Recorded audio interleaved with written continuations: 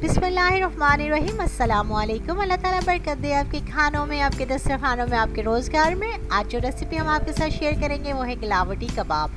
लखनवी गिलावटी कबाब भी लोग इसको कहते हैं क्योंकि ये लखनऊ की ख़ास डिश है। तो यहाँ जी ये कबाब की खासियत ये है कि ये बहुत सॉफ्ट और नरम मुलायम बनते हैं। आ जाइए जी अब रेसिपी की तरफ।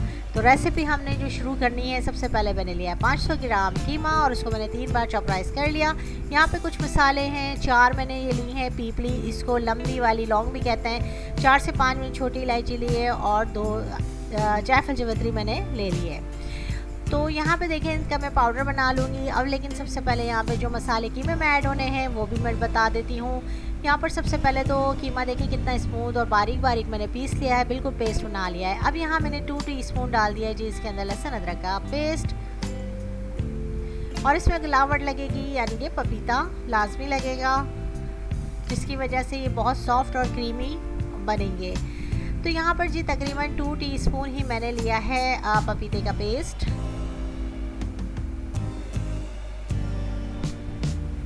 पपीते का पेस्ट लिया है। यहाँ पर 3 टेबल स्पून मैंने लिया था बेसन, जिसको मैंने भून लिया था, इसको ड्राई रोस्ट कर लिया था और वो मैंने इसमें डाल दिया।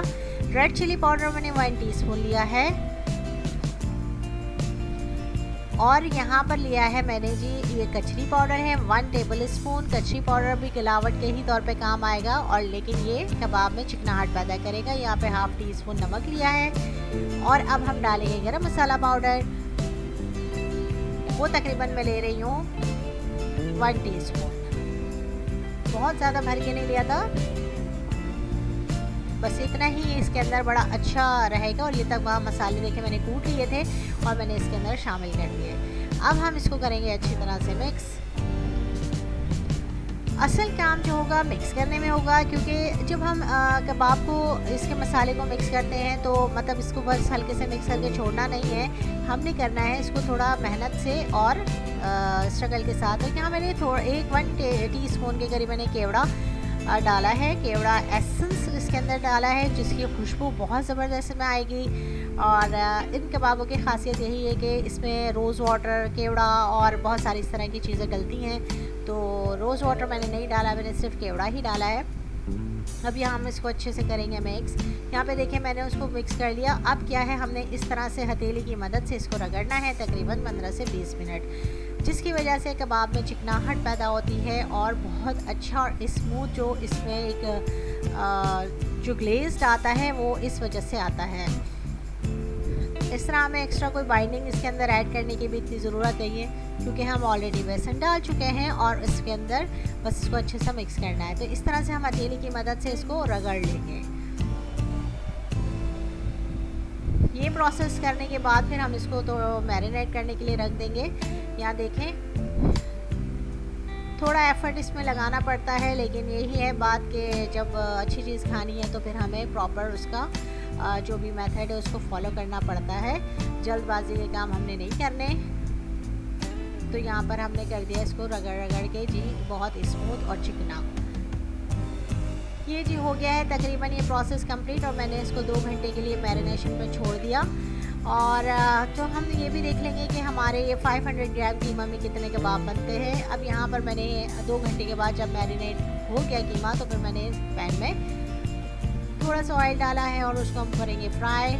आपकी मर्ज़ी, आप इस तरह का शेप देना चाहें तो मैंने यहाँ पर कबाब वाला ही शेप दिया था, और इस तरह से छोटी टिक्कियाँ बनाकर और मैंने इसको फ्राई कर दिया। मीडियम लो फ्लेम पर हम इसको फ्राई करेंगे ताकि ये अच्छे अंदर तक अच्छे से फ्राई हो जाए, कच्चे ना रह जाए।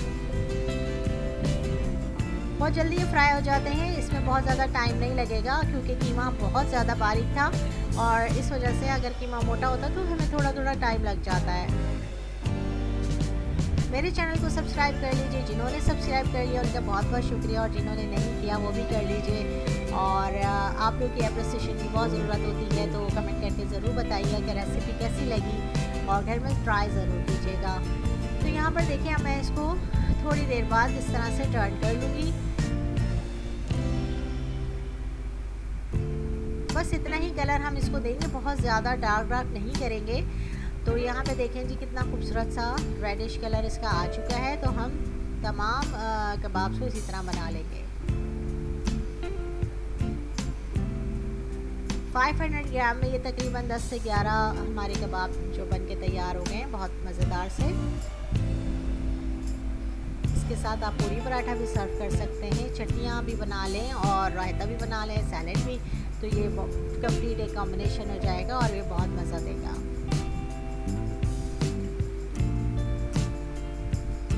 बहुत अच्छे अंदर तक ये सीख चुके हैं। एक छोटू सा भी मैंने डाल दिया था इसमें, तो बस ये है। और अच्छे खासे कबाब बन गए हैं और इसका मतलब है कि ये क्वांटिटी बेहतर रहती है। तो यहाँ जब देखें कबाब हो गए हैं सारे फ्राई और अब मैं इसको निकाल लूँगी।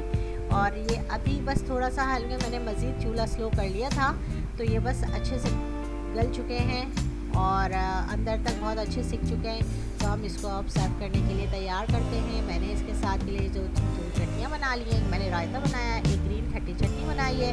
इंशाल्लाह चटनी की रेसिपी भी आपके साथ बहुत जल्द शेयर करेंगे।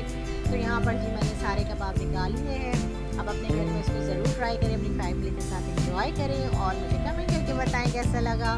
Thanks for watching. अल्लाह निगहबान।